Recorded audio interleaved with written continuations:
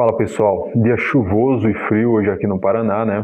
E nada melhor do que trazer um vídeo sobre este filósofo, Ralph Waldo Emerson. Este é um livro bem curtinho, o nome do livro é Autoconfiança, tá? E este livro é composto por ensaios, né? Então são 5 ensaios sobre 5 temas diferentes, que são autoconfiança, prudência, heroísmo, caráter e intelecto. Então, o Emerson, ele discorre sobre cada um desses temas, né, dentro desse livrinho. Só que o que eu queria comentar com vocês é um trecho dentro do ensaio da autoconfiança, que é o primeiro ensaio deste livro, tá? E ele vai falar aqui sobre o medo que nos afasta da confiança em nós mesmos, né? Que seria o medo da coerência, né? Ele vai falar aqui que muitas pessoas têm esse medo de, sei lá, fala alguma coisa no passado e hoje em dia elas têm um medo enorme de contradizer o que elas disseram no passado. Só que ele vai falar aqui que esse medo não faz sentido. Então vou ler aqui alguns trechos, tá? E vou comentar com vocês aqui sobre isso. Olha só o que é que ele diz aqui, ó. Outro terror que nos põe medo quanto à confiança de si é a coerência.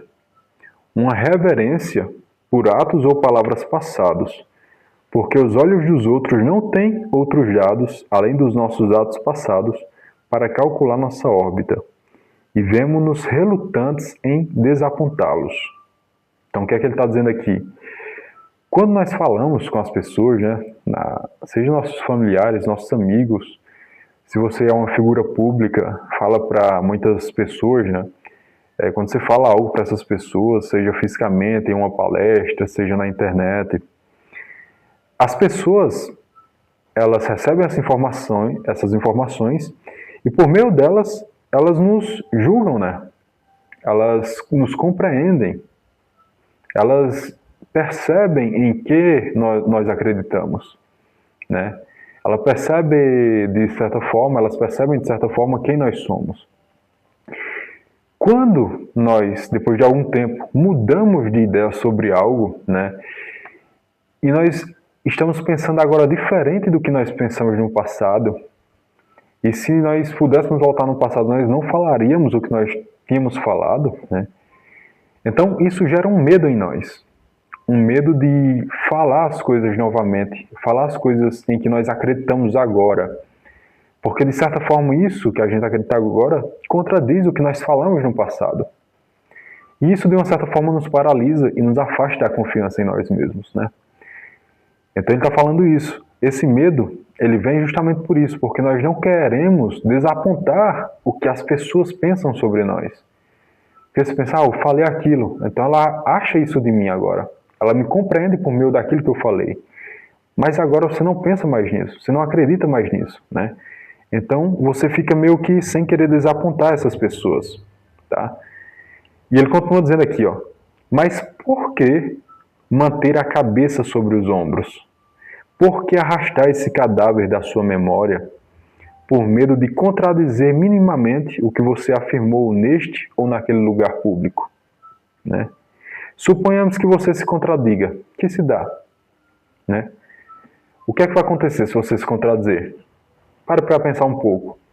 Se você se contradizer, você fala uma coisa contrária do que você falou antes, o que é que vai acontecer, né? Ele vai falar aqui na sequência. Digamos que em sua metafísica você negou personalidade à deidade. E, no entanto, quando vem os movimentos devotos da alma, você lhe cede coração e vida, ainda que eles revistam Deus de forma e cor.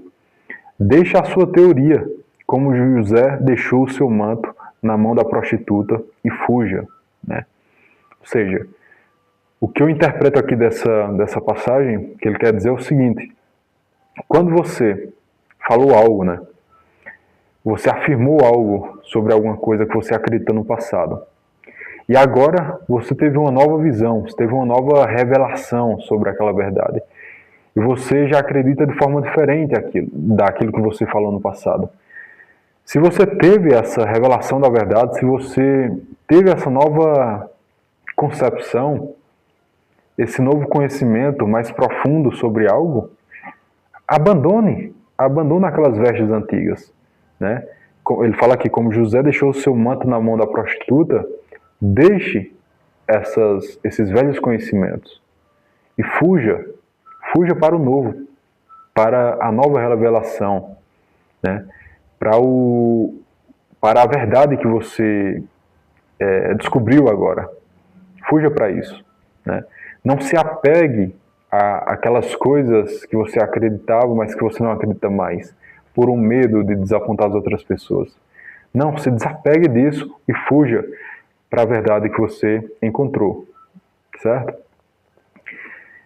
E, por fim, ele fala aqui algo sobre isso, né, para encerrar esse tema, muito interessante, olha só. Diga o que pensa agora em palavras firmes, e amanhã o que amanhã pensar. Novamente em palavras firmes, ainda que isso contradiga tudo o que disser hoje. Aí as pessoas podem falar, esta é a receita para a incompreensão. E ele diz, né? Acaso é tão ruim ser incompreendido? Pitágoras foi incompreendido. E Sócrates, e Jesus, e Lutero, e Copérnico, e Galileu, e Newton, e todo o espírito puro e sábio que já se encarnou. Ser grandioso é ser incompreendido, né? Isso aqui é muito bonito.